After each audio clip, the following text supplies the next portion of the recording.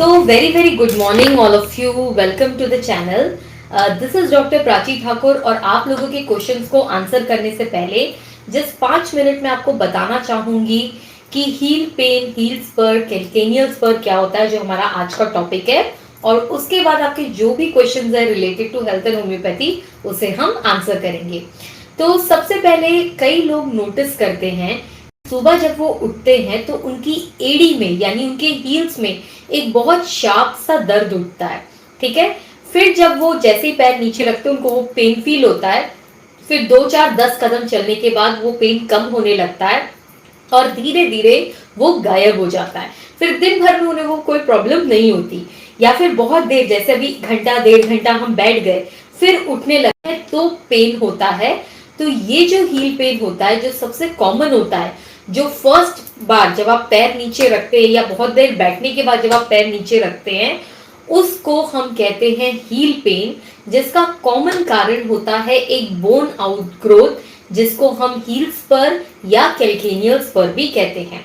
जैसा कि मैंने आपको अभी बताया, ऐसे केसेस में जो ये टिपिकल पेन होता है कि जब आप पहली बार पैर नीचे रखेंगे तो दर्द होगा और धीरे धीरे वो दर्द आपका फेड होता जाएगा, कम होता जाएगा, तो ये एक स्पर के कारण होता है। स्पर आपकी जो कैल्केनियल, आपकी जो एड़ी की हड्डी होती है, इसको कैल्केनियम बोन कहते हैं, उसके ऊपर एक छोटा सा ओवरग्रोथ आ जाता है, वो हड्डी वहां से बढ़ जाती है, जिसके कारण ये पेन होता है।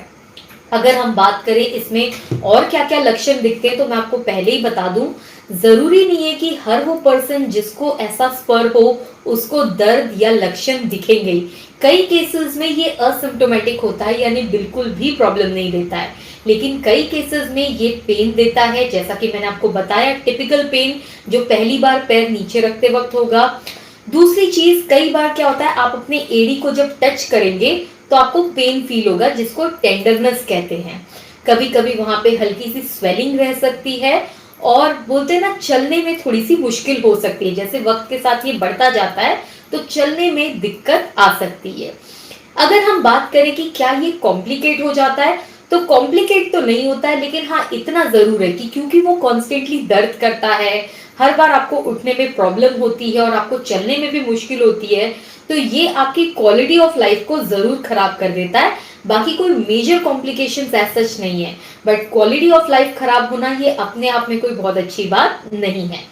अगर हम बात करें कि इसके कारण क्या होते हैं, किन वजह से हमें ये होता है, तो कांस्टेंट स्ट्रेस, अब स्ट्रेस में मेंटल स्ट्रेस की बात नहीं कर रही हूँ, आपके पैरों में, आपके एड़ी पे अगर स्ट्रेस हो रहा है तो उसके कारण हड्डी वहां से बढ़ जाती है।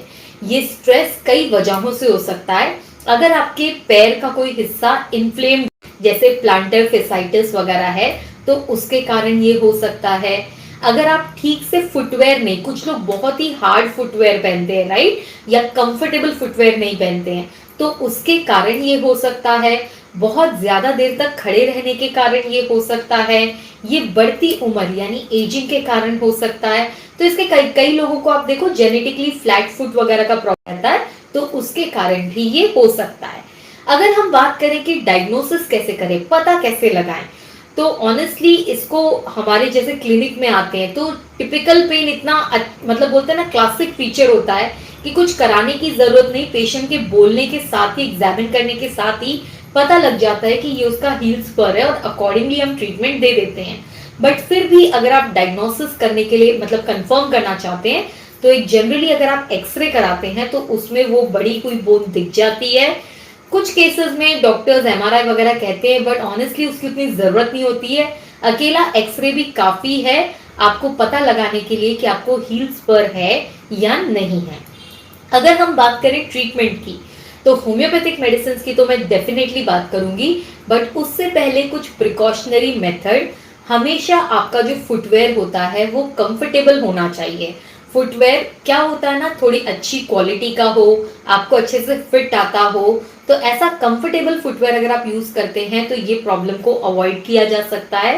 ज्यादा देर तक खड़े ना रहें, पैरों पे ज्यादा स्ट्रेस ना डालें। हार्ड सरफेस पे लोग स्पोर्ट एक्टिविटीज, रनिंग वगैरह करते हैं, डांस वगैरह करते हैं, जिसके कारण भी ये हो जाता है। तो ये सब थोड़ा सा अगर आप ध्यान रखेंगे तो इसको अवॉइड किया जा सकता है। वैसे एजिंग, ओबेसिटी, अगर आपका वजन ज्यादा है तो ये उसके कारण भी होता है, तो वजन को भी थोड़ा कंट्रोल में रखेंगे तो भी इसको अवॉइड किया जा सकता है। रहा सवाल होम्योपैथिक मेडिसिन का, तो मैंने 2 मेडिसिन टैग किया है जो काफी अच्छा काम करती हैं। पहली है कैलकेरिया फ्लोर। कैलकेरिया फ्लोर को 6x के पावर में लेना है, 2 टैबलेट दिन में 3 बार, और रस्टॉक्स को 200 की पावर में लेना है, 2 बूंदे दिन में 3 बार। राइट, अब बिल्कुल आप लोगों के क्वेश्चंस के साथ मैं स्टार्ट करती हूँ। अगर आपको